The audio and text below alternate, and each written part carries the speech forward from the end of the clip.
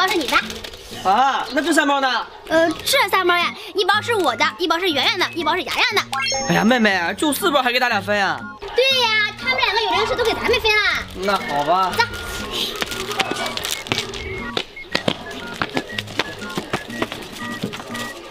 哎，哥，没人从里面关着的。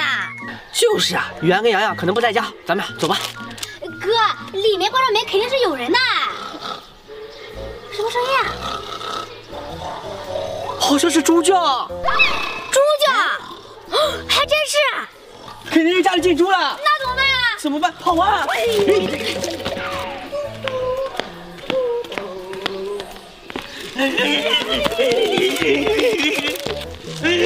有猪！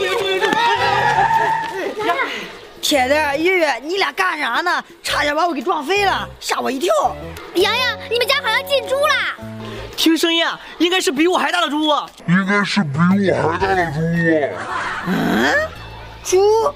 我家怎么可能进猪呢？真的？那咱们看看去。走，走前面。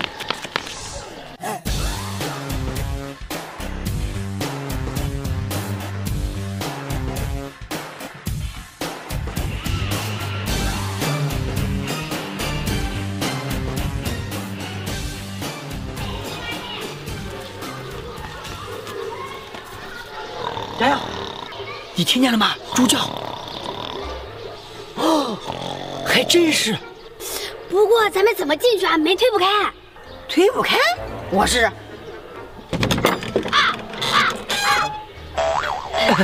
刚才没推开。啊。走，咱们进去看看，到底是谁家的猪在我家。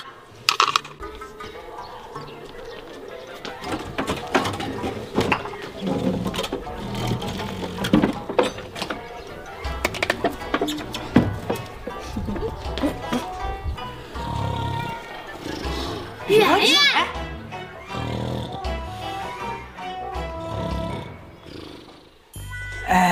铁蛋、月月，这不是猪，是我姐在打呼噜。原来打呼噜的声音真像猪叫。是啊。走吧，咱们把我姐叫醒去。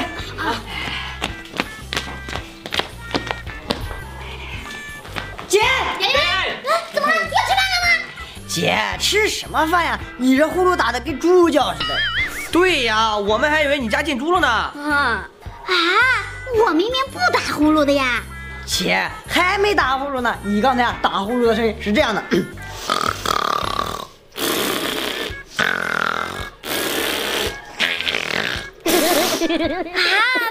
吧？这么尴尬，你们都听到了呀？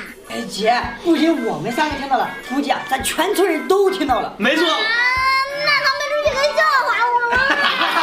没事，圆圆，吃饭辣条压压惊。哎呀，我这辣条。哎，你想得美。给我一包，给我一包。谢谢月月。来，你坐。